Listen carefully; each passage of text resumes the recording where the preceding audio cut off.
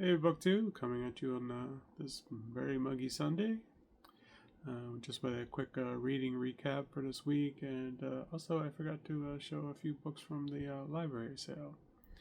Still working on Max Fisher's The Chaos Machine. I was hoping I'd be done this week, but I had very little significant reading time. I had like one day where I was able to knock out a good part of this book, down to about the last about 90 pages. Again, it's not a fun read. It's very interesting. The section I just read through has a lot to do with QAnon, Reddit circles, incitement to violence, the Christchurch killings, which it's just horrible. I mean, I remember hearing about it and reading a little bit, but it gets in a bit more detail in this book. It's really disturbing, and even almost as disturbing as the research he shows for the how these algorithms work and how they favor excitable content. It almost seems to be that it's in its nature. It's like, oh, where is all the action happening? Well, it's happening here, and it shows how the algorithms push people deeper and deeper into these subgroups, particularly they say on Facebook and Reddit. So you think you're just you're signing up for this or that, and just by looking at one video or two videos, next thing it shows a progressive rabbit hole. One of the more disturbing aspects is when researchers were looking at how this algorithm works, they expected to see more of a cloud, an example of a digital storage cloud in a way. I don't know how to explain it, but really what they found was incredibly systematic compartmentalizations on AI's behalf of taking you deeper down these holes until if you hang in there, you're in one of these awful groups on one of the Chan sites, and it's just really unpleasant side of human nature and AI's effect on it, and Facebook and all the even the part I just read, Zuckerberg actually finally comes clean about its effect and stuff, but essentially they're not doing anything. And then within the last year, he pretty much absolving Facebook of taking care of any of that policing, except for maybe in the most extreme circumstances. But when these extreme circumstances lead to mass deaths, that's not enough. I don't know.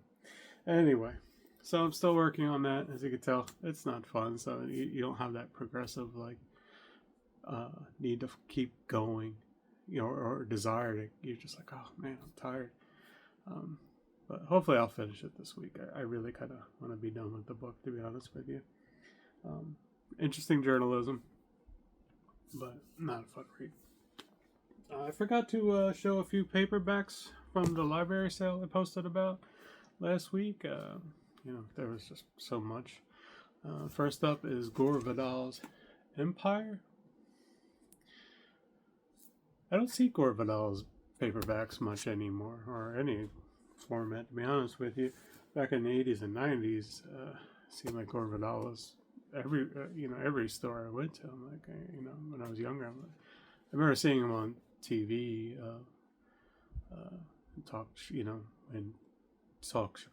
particularly political talk shows were a lot drier.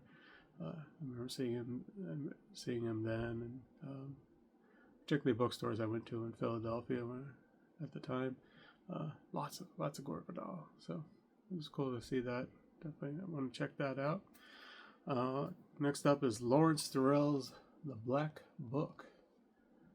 Apparently a bit of a salacious read in its time.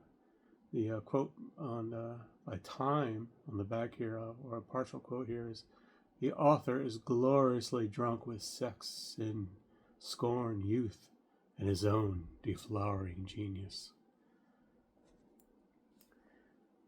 time. This is an interesting paperback here. This is called Revelations, Diaries of Women. And this is excerpts from a lot of different female authors. Some of them still fairly well known. Flipping through it, I thought it looked really interesting. I find it fascinating. Categorized under Bell's letters. I found it fascinating that there's a time when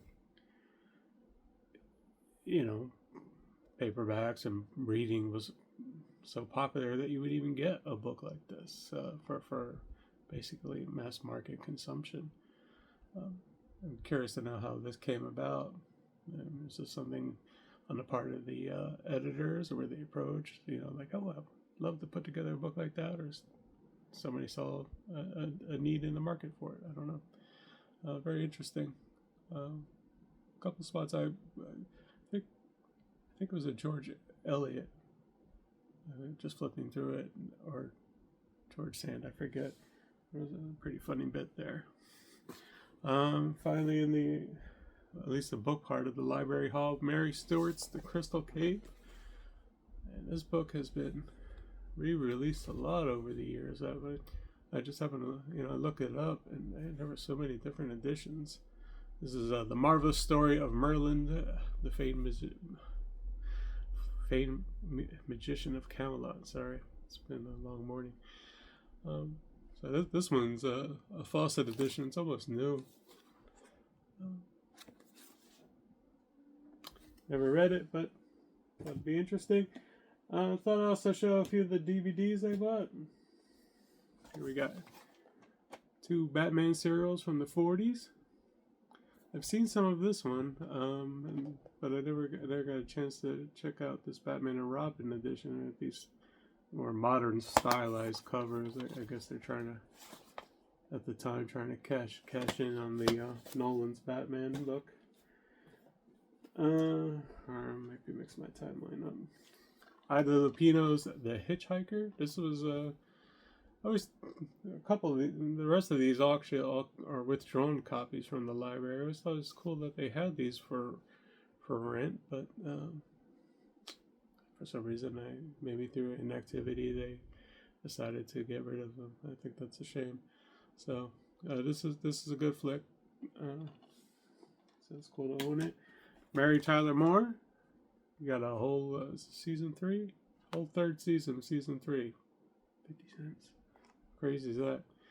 I used to watch Mary Tyler Moore when I was a kid. I was a bit of a TV junkie, going from the late 70s into the 80s. This one I was really quite happy to find. This is Louise Brooks in Diary of a Lost Girl. Haven't seen this one in a very long time.